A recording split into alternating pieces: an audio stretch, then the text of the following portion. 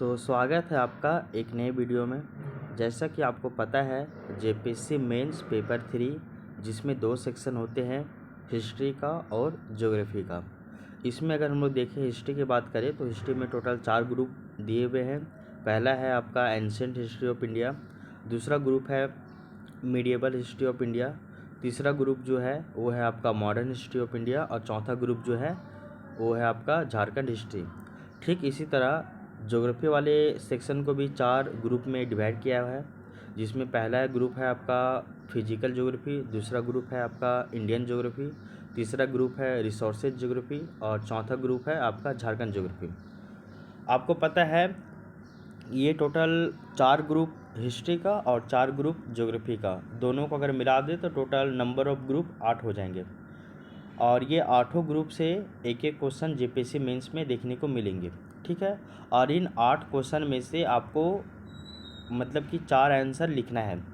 History के 4 section में से कोई भी अपने अनुसार 2 सेक्शन से आंसर लिखना है। उसी तरह ज्योग्राफी में 4 सेक्शन है तो उसमें भी 2 ठो आंसर आपको लिखना है कोई भी 2 सेक्शन से। ठीक है, यहाँ तक की जानकारी आपको पता होगी। इसके अलावा अगर हम लोग पेपर 3 की बात करें जो कि टोटल 200 मार्क्स का होता है, जिसमें 100 मार्क्स हिस्ट्री और 100 मार्क्स ज्योग्राफी कैरी करते हैं। अगर इसमें हम लोग देखिए, अगर हिस्ट्री की बात करें तो हिस्ट्री में आपके जो है वो 10 एमसीक्यू देखने को मिलते हैं, जो कि आपका 2-2 मार्क्स का रहता है, यानी कि 20 मार्क्स का आपका ऑब्जेक्टिव हो गया। इसके अलावा 40-40 मार्क्स का आपका 2 ठो आंसर लिखना है, यानी कि 80 मार्क्स का सब्जेक्टिव। तो 20 नंबर का ऑब्जेक्टिव और 80 नंबर का सब्जेक्टिव, यानी कि दोनों मिलाकर 100 नंबर आपका हो गया। और 4 ग्रुप है, ancient history, medieval history, modern history और झारखंड हिस्ट्री। तो इन चारों में से आपका 2 आंसर लिखना है। ठीक इसी तरह ज्योग्राफी की अगर हम लोग बात करें तो ज्योग्राफी भी आपका 100 नंबर का है, जिसमें 10 एमसीक्यू पूछा जाएगा जो कि 2-2 नंबर का रहेगा, तो 20 नंबर का एमसीक्यू यानी कि ऑब्जेक्टिव, और 40-40 नंबर का 2 ठो आपको फुल लेंथ आंसर लिखना है सब्जेक्टिव में। ये हो गया आपका 80, तो 80 और 20 यानी कि 100। तो 100 नंबर का ज्योग्राफी, 100 नंबर का ये आपका हिस्ट्री है। ज्योग्राफी में भी ठीक उसी प्रकार है। ज्योग्राफी में भी 4 ग्रुप है आपके, physical geography, Indian geography, resources geography और झारखंड ज्योग्राफी। इसमें से अपने अनुसार अपनी सहूलियत के अनुसार 2 आपको आंसर वहाँ पे देना होगा सब्जेक्टिव में। या तो आप फिजिकल से दीजिए, या फिर आप झारखंड दीजिए, या फिर आपको इच्छा है तो आप रिसोर्सेज और इंडियन ज्योग्राफी दीजिए, ऐसा कुछ। ठीक है, तो आप यहाँ पे समझ सकते हैं। इसके अलावा अगर देखा जाए तो आज हम लोग एंशिएंट हिस्ट्री ऑफ इंडिया जो है इसका कंप्लीट जो आपका 11 ठो टॉपिक दिया हुआ है टोटल, ठीक है ना। तो उन 11 टॉपिक से कितने फुल लेंथ क्वेश्चन बनाए जा सकते हैं 40 मार्क्स का, उनको हम लोग आज कवर करेंगे। तो सारा सिलेबस भी हम लोग का एक बार रिकॉल हो जाएगा और उससे कितने तरह के क्वेश्चन बनाए जा सकते हैं मेंस के पर्सपेक्टिव से, उनको भी हम लोग एक बार देख लेंगे। तो ancient history of India complete total 11 topic है उसमें, और इन 11 टॉपिक से अगर हम लोग देखें तो टोटल 32 फुल लेंथ क्वेश्चन बनाए जा सकते हैं 40 नंबर का। ठीक है, और वो 32 क्वेश्चन कौन कौन है उन सभी को हम लोग एक एक करके देखेंगे। टॉपिक 1 जो है वो है आपका सिंधु घाटी सभ्यता, यानी कि इंडस वैली सिविलाइजेशन। ठीक है, अगर हम लोग टॉपिक 1 जो है सिंधु घाटी सभ्यता, ये सिलेबस में दिया क्या है वो एक बार आप सुन लीजिए।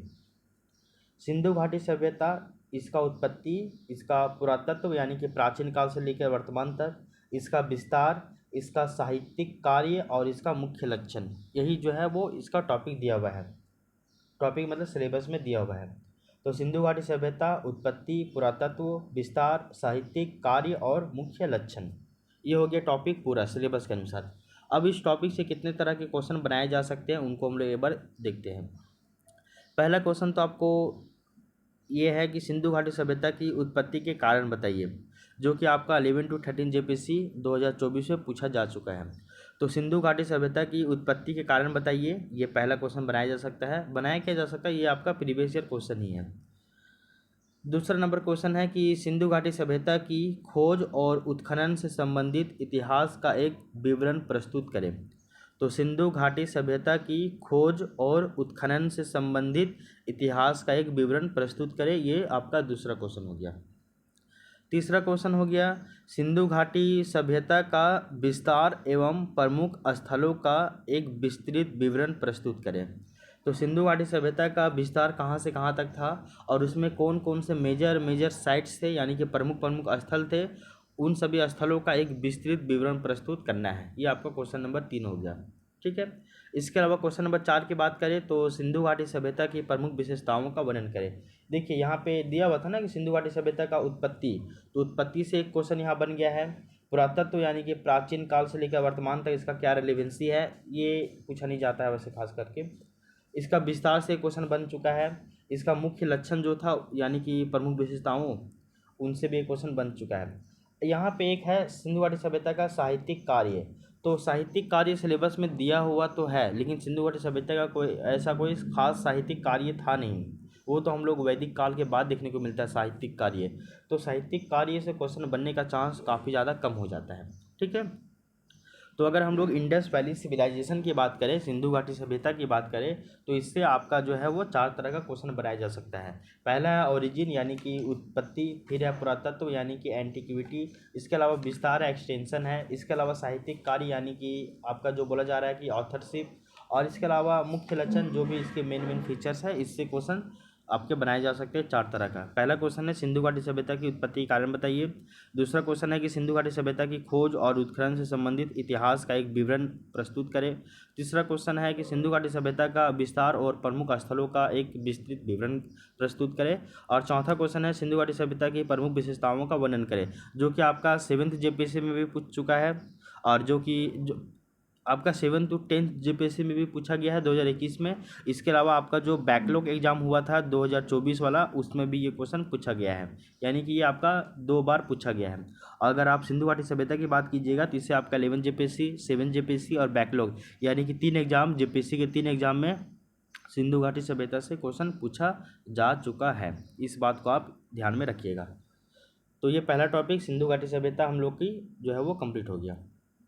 दूसरा टॉपिक जो है वो है आपका आर्यों की उत्पत्ति यानी कि ओरिजिन ऑफ आर्यंस।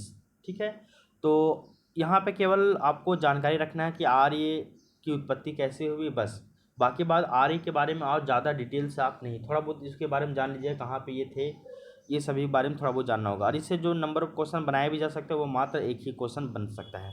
तो आर्यों की उत्पत्ति ओरिजिन ऑफ आर्यंस, इससे केवल एक मात्र क्वेश्चन बनाया जा सकता है कि आर्य कौन थे, आर्यों के मूल निवास के संबंध में दिए गए विभिन्न मतों की समीक्षा करना है।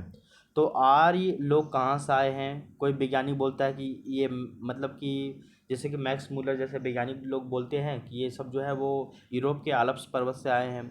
बाल गंगाधर तिलक साहब बोलते हैं कि ये आपके आर्कटिक जो क्षेत्र है वहाँ से आए हैं। तो ये सभी अलग अलग इतिहासकारों के बीच में उन लोगों का जो मत है, उन सभी मतों का समीक्षा करना है कि आखिर ये मतलब कि लास्ट कंक्लूजन क्या निकल सकता है। तो आर्यों की उत्पत्ति से एकमात्र क्वेश्चन ये बन सकता है कि आर्य कौन थे, और आर्यों के मूल निवास के संबंध में दिए गए विभिन्न मतों की समीक्षा करें। यही क्वेश्चन बनाया जा सकता है। अब आइए टॉपिक नंबर 3। टॉपिक नंबर 2 ज़्यादा क्वेश्चन नहीं बनेगा। ठीक है। अब आइए टॉपिक नंबर 3। टॉपिक नंबर 3 क्या है, तो आपका टॉपिक नंबर 3 का नाम है ऋग्वैदिक समाज, अर्थव्यवस्था और धर्म। ठीक है। इसमें सिलेबस में लिखा गया है कि वैदिक साहित्य की पुरातनता और स्तरीकरण। तो वैदिक साहित्य यानी कि बोला गया है कि वैदिक साहित्य जो भी है यानी कि वैदिक लिटरेचर जो भी है उसकी पुरातनता और स्तरीकरण यानी कि उसका एंटिक्विटी और उसका स्ट्रैटिफिकेशन करना है वैदिक लिटरेचर का। और साथ ही साथ बोला गया है कि पूर्व ऋग वैदिक, देखिए वैदिक काल 2 तरह का दो भाग में बांटा जाता है। एक आपका है पूर्व मतलब एक आपका ऋग वैदिक काल और एक आपका उत्तर वैदिक काल। 1500 से 1000 और 1000 से 600 ईसा पूर्व, ऐसा करके हम लोग बांटते हैं। तो सबसे पहले आपको बताना है कि वैदिक साहित्य की जो भी पुरातनता थी और उसका स्तरीकरण क्या है, एंटिक्विटी और उसका स्ट्रैटिफिकेशन करना है। इसके अलावा पूर्व यानी कि ऋग वैदिक काल के दौरान समाज कैसा था, ऋग वैदिक काल के दौरान अर्थव्यवस्था कैसी थी, और ऋग वैदिक काल के दौरान धर्म कैसा था, ये आपको बतलाना है। देखिए हम लोग जितना भी जानते हैं कि वैदिक साहित्यों का जितना भी उद्भव हुआ है वो आपका वैदिक काल में ही हुआ है, लेकिन वो ऋग वैदिक काल में ना होकर उत्तर वैदिक काल में हुआ है। जैसे कि वेद आए सारे उत्तर वैदिक काल में आए, ऋग वैदिक काल में केवल एक ही आपका ऋग्वेद आया था, बाकी बात सारे जो है वो आपके उत्तर वैदिक काल में आए हैं। तो इस तरह से आपको ध्यान रखना होगा। ठीक है।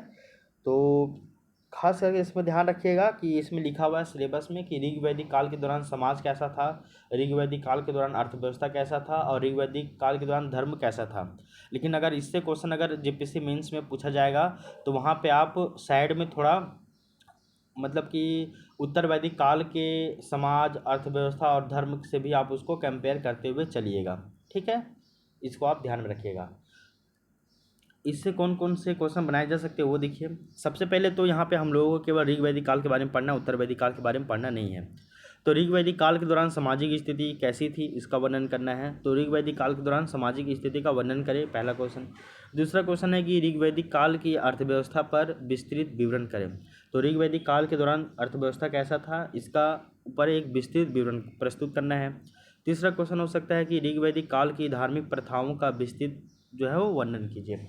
तो ऋग वैदिक काल के दौरान सामाजिक स्थिति, अर्थव्यवस्था और धार्मिक प्रथा यानी कि धर्म, इन तीनों से क्वेश्चन बनाए जा सकते हैं। एक और क्वेश्चन बनाया जा सकता है कि वैदिक साहित्य की पुरातनता और स्तरीकरण, इससे भी क्वेश्चन बनाया जा सकता है। ठीक है, तो यहाँ पे एक क्वेश्चन और भी यहाँ पे ऐड किया जा सकता है क्वेश्चन नंबर 4 के रूप में कि वैदिक साहित्य की पुरातनता और स्तरीकरण के ऊपर विस्तृत वर्णन कीजिए। इस तरह का भी एक क्वेश्चन बनाया जा सकता है। तो ये चौथा क्वेश्चन यहाँ पे भी हो गया। ठीक है, तो ऋग वैदिक काल के दौरान समाज, अर्थव्यवस्था और धर्म, ये सिलेबस में दिया हुआ है। इन तीनों से क्वेश्चन बन गया एक एक ठो। इसके अलावा सिलेबस में वैदिक साहित्य की पुरातनता और स्तरीकरण भी दिया हुआ है, तो उससे भी क्वेश्चन बनाया जा सकता है। ठीक है, तो उस टॉपिक को भी आपको तैयार करना होगा। तो 3 टॉपिक देखिएगा तो इस तरह से आपका कंप्लीट हो गया। पहला है आपका सिंधु घाटी सभ्यता, वो कंप्लीट 4 क्वेश्चन के साथ। फिर है आर्यों की उत्पत्ति, ये भी एक क्वेश्चन बनाया जा सकता है। वैदिक साहित्य की पुरातनता और स्तरीकरण वाला भी, इसमें भी टोटल 4 क्वेश्चन बनाए जा सकते हैं। 3 क्वेश्चन यहाँ पे लिखा हुआ है, एक क्वेश्चन आप वैदिक साहित्य की पुरातनता और स्तरीकरण से रिलेट कर सकते हैं। ठीक है, इसके अलावा आइए आप टॉपिक नंबर 4। टॉपिक नंबर 4 है आपका लिच्छवी और गणतंत्रात्मक गठन।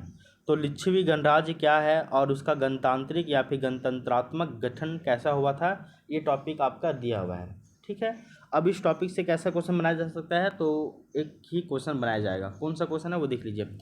6ठी शताब्दी ईसा पूर्व में प्रमुख गणराज्यों का उल्लेख करते हुए इनकी जनतांत्रिक प्रवृत्तियों का वर्णन करें। एकमात्र क्वेश्चन यही बन सकता है।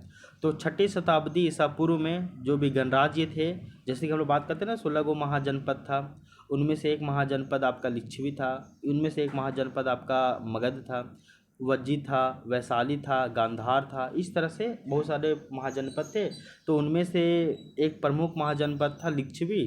तो वही बताया जा रहा है कि 6ठी शताब्दी ईसा पूर्व में प्रमुख गणराज्यों का उल्लेख करना है और उनका उल्लेख करते हुए इनकी जनतांत्रिक प्रवृत्तियों का भी जो है वो वर्णन करना है। और हम सभी को पता है कि 16 महाजनपद में एक ऐसा मतलब कि महाजनपद था लिच्छवी, जहाँ पे पहली बार लोकतांत्रिक व्यवस्था देखने को मिली थी। ठीक है, तो उसका भी वर्णन करना होगा आपको। अब आइए टॉपिक नंबर 5 की ओर। टॉपिक नंबर 5 आपका क्या है कि महाजनपदों का उदय। टॉपिक नंबर क्या है, महाजनपदों का उदय, या फिर इसी को हम लोग टॉपिक नंबर 5 बोलते हैं मगध साम्राज्य का उदय। तो महाजनपदों का उदय, इसमें भी खास करके है मगध साम्राज्य का उदय। ठीक ना, जो आपका मगध अम्पायर था ना, ये कैसे विकसित हुआ, ये कैसे डेवलप हुआ, इससे क्वेश्चन बनाया जा सकता है। टॉपिक नंबर 5 क्या है आपका, महाजनपदों का उदय यानी कि मगध साम्राज्य का उदय। इससे भी एक क्वेश्चन बनाया जाएगा, वो क्या है देख लीजिए। 6ठी शताब्दी ईसा पूर्व के आसपास मगध के सबसे शक्तिशाली महाजनपद के रूप में उदय के कारणों का उल्लेख करें। ये आपका जेपीएससी बैकलॉग में क्वेश्चन पूछा गया है 2024 में। तो 6ठी शताब्दी ईसा पूर्व के आसपास में 16 महाजनपद में सबसे पावरफुल महाजनपद बना मगध। तो वो मगध जो है, तो मगध के सबसे शक्तिशाली महाजनपद के रूप में उदय हुआ। उस उदय क्यों हुआ, उसके पीछे का कारण आपको बतलाना होगा।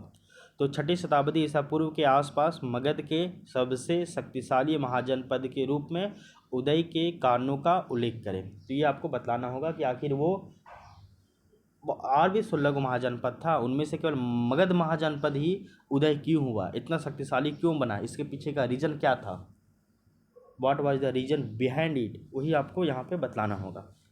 तो इस तरह से देखिएगा तो आपका टॉपिक नंबर 5 भी क्लियर हो गया। ठीक है, 5 टॉपिक कौन कौन से, तो पहला है आपका सिंधु घाटी सभ्यता, दूसरा है आपका आर्यों की उत्पत्ति, तीसरा है आपका ऋग्वैदिक काल वाला, ठीक है। चौथा हो गया आपका लिच्छवी और उसका गणतंत्रात्मक गठन। पांचवा हो गया आपका मगध साम्राज्य का उदय। क्या हो गया? मगध साम्राज्य का उदय। 5 टॉपिक क्लियर।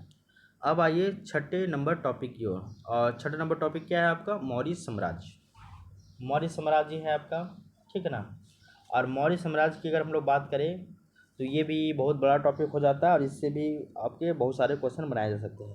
और अभी तक ये थोड़ा सा शॉकिंग है कि मौर्य साम्राज्य से क्वेश्चन नहीं पूछा गया है, ना ही 6 जेपीएससी में, 7 जेपीएससी में, 11 to 13 जेपीएससी में, ना ही कोई बैकलॉग के एग्ज़ाम में, किसी में भी पूछा नहीं गया है।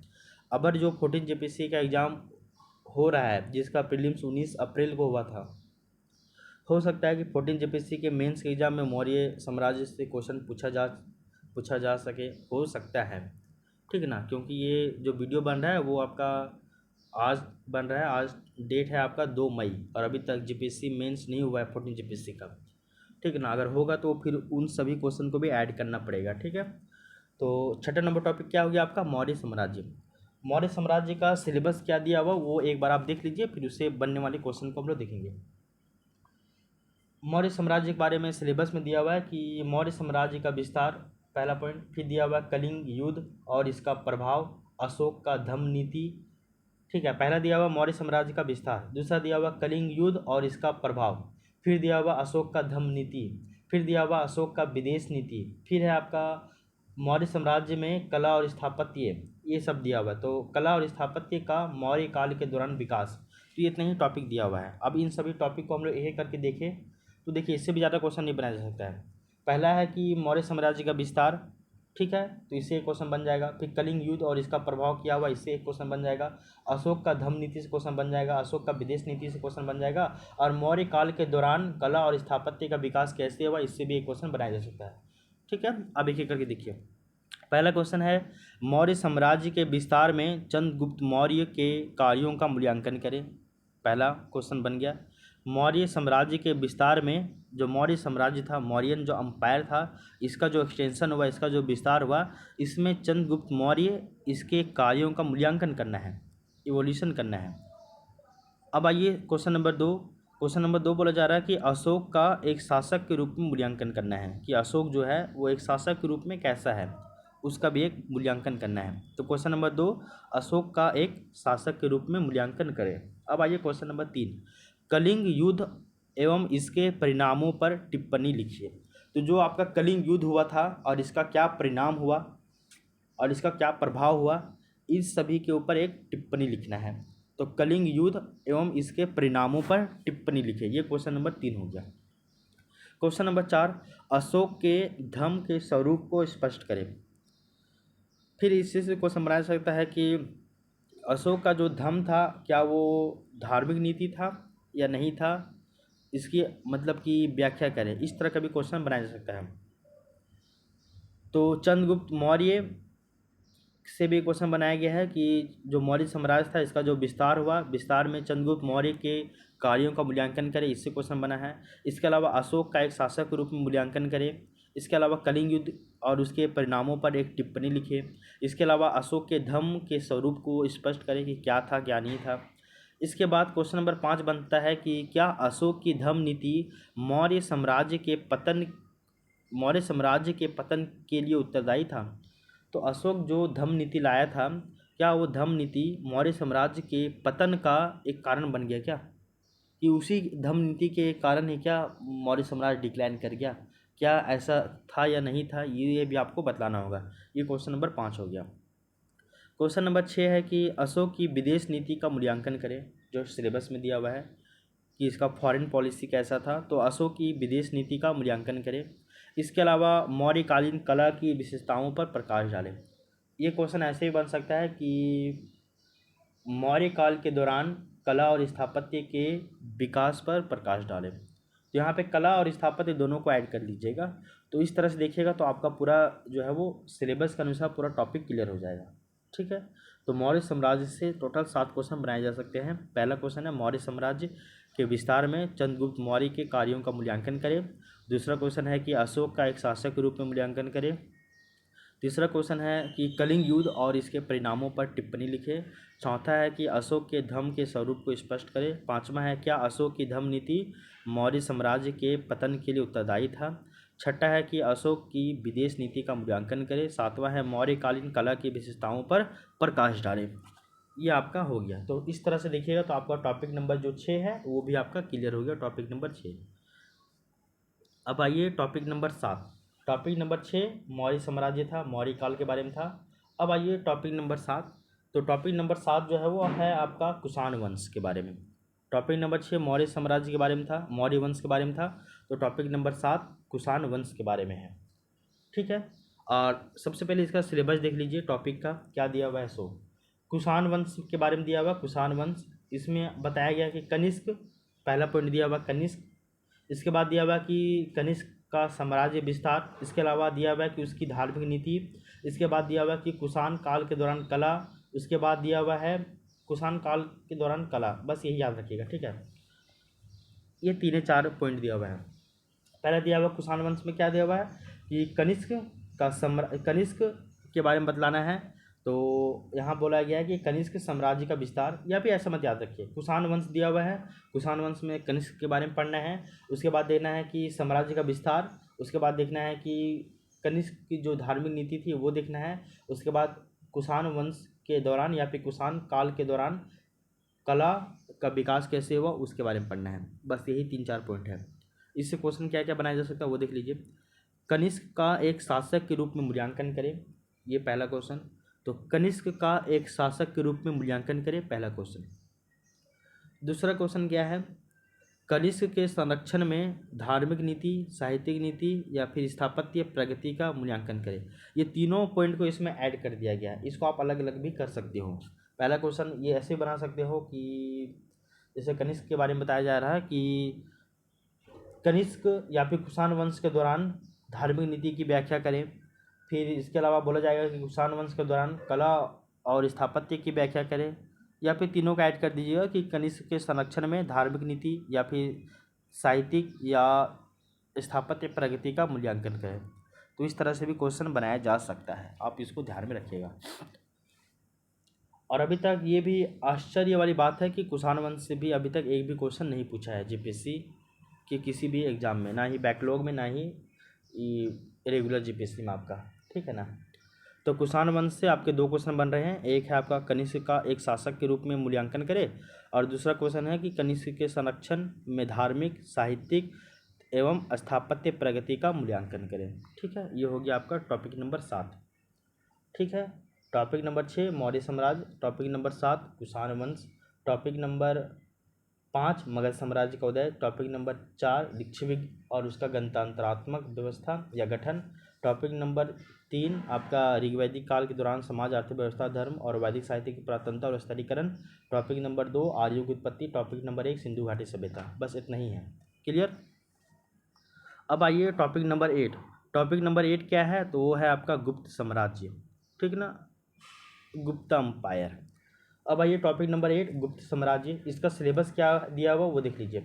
गुप्त साम्राज्य का विस्तार, गुप्त काल के दौरान भाषा और साहित्य, उसके बाद दिया हुआ गुप्त काल के दौरान कला तथा स्थापत्य का विकास। बस इतना ही दिया हुआ है, ठीक है। तो गुप्त साम्राज्य का विस्तार, गुप्त काल के दौरान भाषा और साहित्य का विकास, इसके अलावा गुप्त काल के दौरान कला और स्थापत्य का विकास। बस इतना ही टॉपिक दिया हुआ है, 3-4, इससे भी ज़्यादा क्वेश्चन नहीं बनेंगे।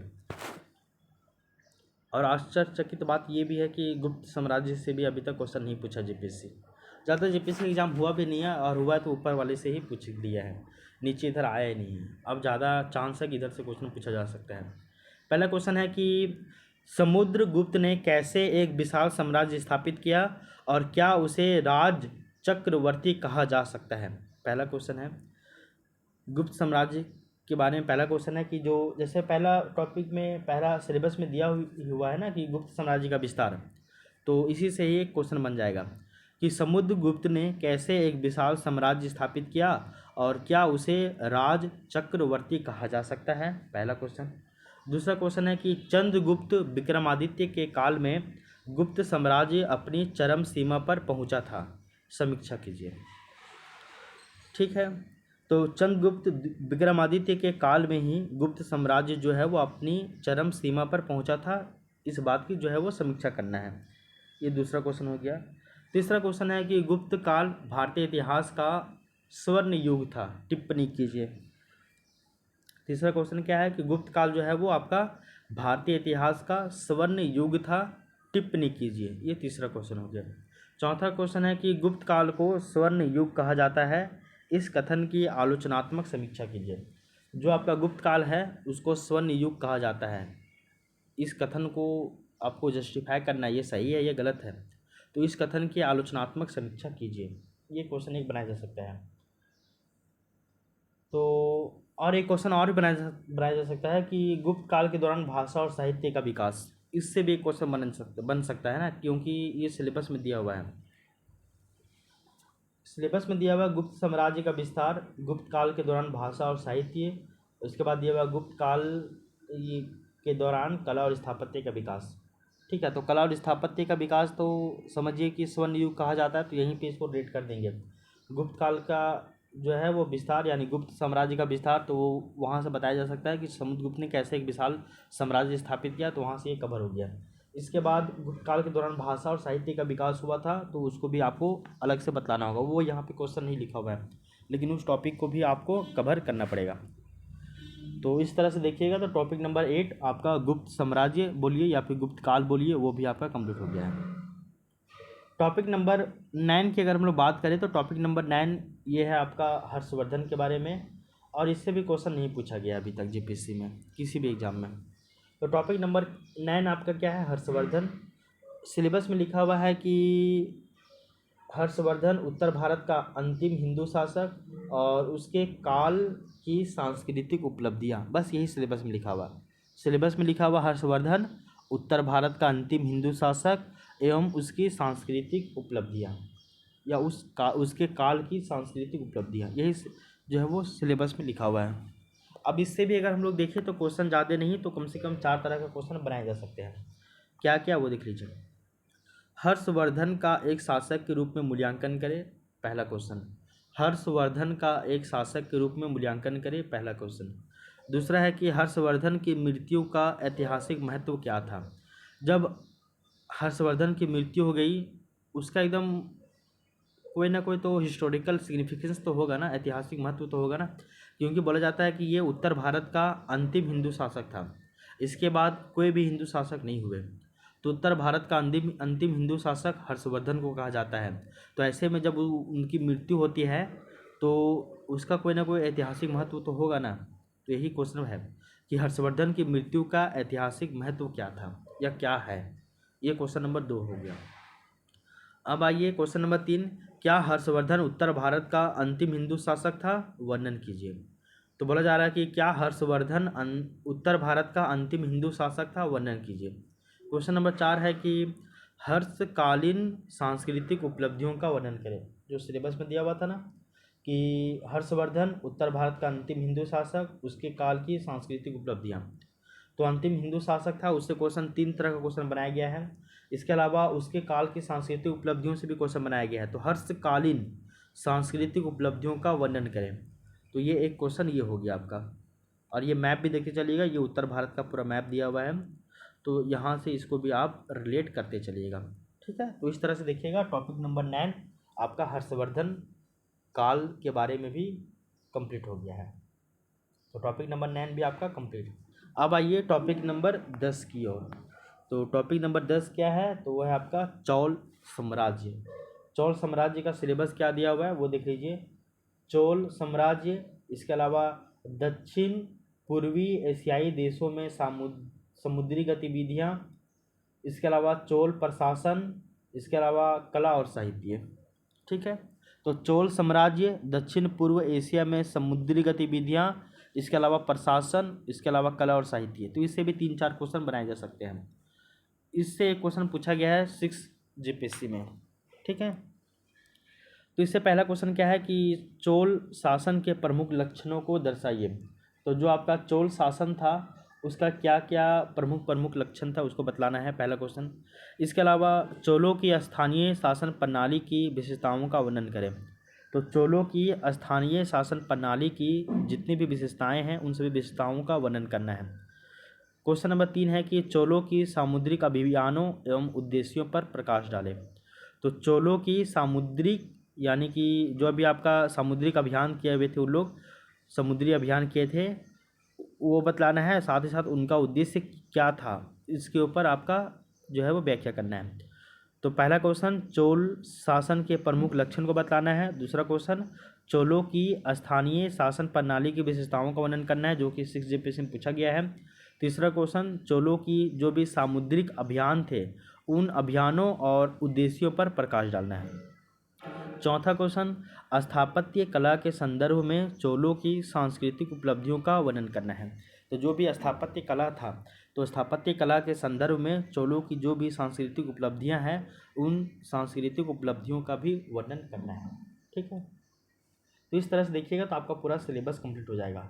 तो चोल दक्षिण पूर्व एशियाई देशों में समुद्री गतिविधियां, ये सिलेबस में दिया हुआ है, इससे क्वेश्चन बन गया है। चोल प्रशासन से भी क्वेश्चन बन गया है। इसके अलावा कला और साहित्य, इससे भी क्वेश्चन बन गया है। तो बोला गया कि सांस्कृतिक उपलब्धियों का वर्णन करें, यानी कि इसमें कला और साहित्य दोनों को आपको ऐड कर देना है। ये देख लीजिए भारत में है, ये चोल साम्राज्य थे यहाँ पे, और यहाँ से ये सामुद्री गतिविधियाँ करते थे, यहाँ से व्यापार वगैरह करते थे, देख रहे ना, अलग अलग देशों के साथ ये व्यापार वगैरह करते थे। तो इस तरह से, और आपको डायग्राम वगैरह भी बनाना पड़ेगा, तभी जाकर कुछ हो सकता है। डायग्राम वगैरह अभी से आप world map, Indian map, Jharkhand map sir आप अभी से ऐड करते चलिए। ठीक है, तो इस तरह से देखिएगा। तो चोल साम्राज्य टॉपिक नंबर 10, इससे भी जितने तरह का क्वेश्चन बनाए जा सकते हैं 4-5, उनको भी हम लोग कवर कर चुके हैं, यहाँ तक क्लियर हो गया। अब आइए टॉपिक नंबर 11 की ओर। टॉपिक नंबर 11 है आपका पल्लव वंश। और पल्लव वंश के बारे में ज़्यादा कुछ नहीं पढ़ना है। पल्लव वंश की केवल सांस्कृतिक उपलब्धियाँ क्या थी, बस वही पढ़ना है। तो पल्लव वंश से भी एक ही क्वेश्चन बनाया जा सकता है कि कला और संस्कृति के प्रति पल्लवों के योगदान का वर्णन करें, और इससे भी क्वेश्चन नहीं पूछा जीपीएससी। तो पल्लव वंश की सांस्कृतिक उपलब्धियां, बस यही पढ़ लीजिए आप, ये टॉपिक आपका क्लियर। तो कला और संस्कृति के प्रति, जो कला है, जो संस्कृति है, उसके प्रति पल्लवों के योगदान का उल्लेख करना है। ठीक है ना, तो कला और संस्कृति में पल्लव वंश का क्या योगदान था, बस आप उसको तैयार कर लीजिए, फिर आपका जो है वो क्लियर हो जाएगा। ठीक है,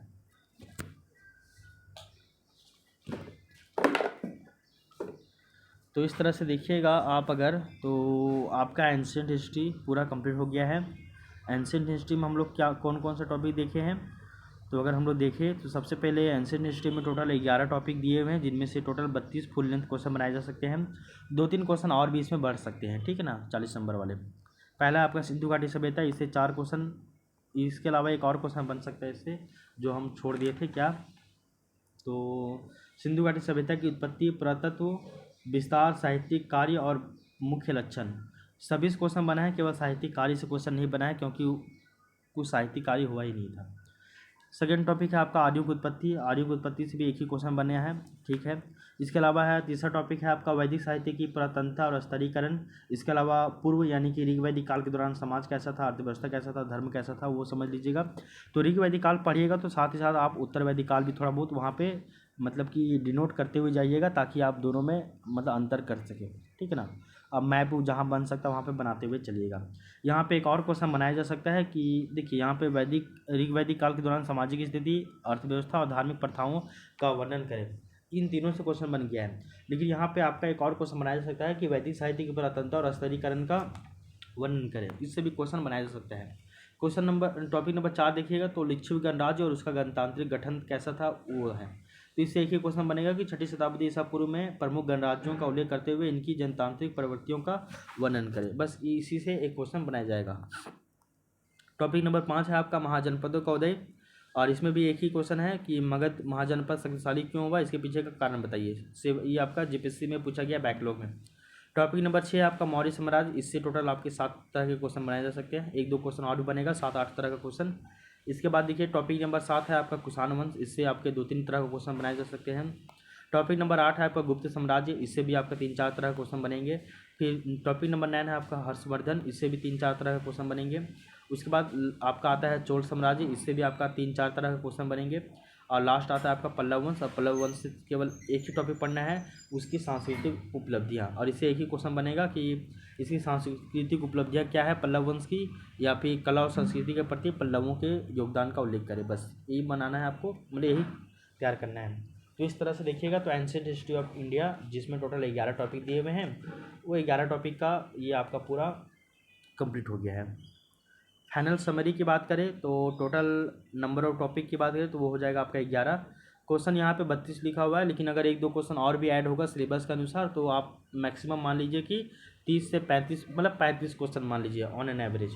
तो लगभग 35 क्वेश्चन आप अगर तैयार कर लेते हो तो ऐसे में आपका पूरा ये रेडी हो जाएगा। ये फुल लेंथ क्वेश्चन है 40-40 नंबर का, और ये किस एग्ज़ाम को फोकस करते हैं तो ये आपका जीपीएससी सिविल सर्विसेज का जो मेंस एग्ज़ाम है उसको ये फोकस करते हैं। ठीक है, तो बस आप ये 11 गो जो टॉपिक है, 11 टॉपिक में 32 क्वेश्चन अभी दिया हुआ है, 1-2 क्वेश्चन और बढ़ेगा, मान लीजिए 35 क्वेश्चन। तो 35 क्वेश्चन अगर आप रेडी कर लेते हो तो आपका जो है वो एंशिएंट हिस्ट्री से एक क्वेश्चन आप वहाँ पे लिख लोगे, ठीक है ना, बेहतर तरीके से। तो इस तरह से हम लोग इस क्लास को यहीं पे रहने देते हैं। अब हम लोग मिलते हैं नेक्स्ट वीडियो में, और नेक्स्ट वीडियो में हम लोग मिडिएवल हिस्ट्री और फिर झारखंड हिस्ट्री और फिर मॉडर्न हिस्ट्री को कवर करने का प्रयास करेंगे। देखिए 4 सेक्शन है, ancient history of India, medieval history of India, modern history of India और झारखंड हिस्ट्री ऑफ इंडिया। इनमें से आप कोई भी 3 सेक्शन को कवर कीजिए, और उन्हीं 3 सेक्शन को कवर करने के बाद 2 सेक्शन से आंसर लिखिएगा। तो हम कौन कौन सा कर रहे हैं, ancient history of India, medieval history of India और झारखंड हिस्ट्री। बस ये 3 जो है वो हम सेक्शन को कवर कर रहे हैं। तो आज हम एंशिएंट हिस्ट्री ऑफ इंडिया जो है इससे टोटल 11 टॉपिक से 32 क्वेश्चन का हम यहाँ पे डिस्कस किए हैं। नेक्स्ट वीडियो में हम मिडिएवल हिस्ट्री का, उसके बाद झारखंड हिस्ट्री का कवर करेंगे। मॉडर्न हिस्ट्री को हम लोग स्किप कर रहे हैं। जैसे कि हम लोग ज्योग्राफी में 4 ग्रुप है, physical geography, Indian geography, resources geography, Jharkhand geography. उसमें हम लोग फिजिकल ज्योग्राफी को स्किप कर देंगे, इसके बाद इंडियन ज्योग्राफी और फिर आपका रिसोर्सेज ज्योग्राफी और आपका झारखंड ज्योग्राफी, इन तीनों सेक्शन को कवर करेंगे। और यही हम लोग का स्ट्रेटेजी रहेगा जेपीएससी मेंस पेपर 3, जो आपका सोशल साइंस का सेक्शन है ना, हिस्ट्री और ज्योग्राफी का 200 नंबर का, यही सेक्शन को हम लोग कवर करेंगे। तो हिस्ट्री में 3 सेक्शन, एंशिएंट, मिडिएवल और झारखंड, और ज्योग्राफी में 3 सेक्शन, इंडियन, रिसोर्सेज और आपका झारखंड। यही तीनों को हम लोग कवर करेंगे वहाँ पे भी। ठीक है, फिर मिलते हैं नेक्स्ट वीडियो में। तो तब तक के लिए thank you, take care, bye bye, आपका दिन शुभ हो।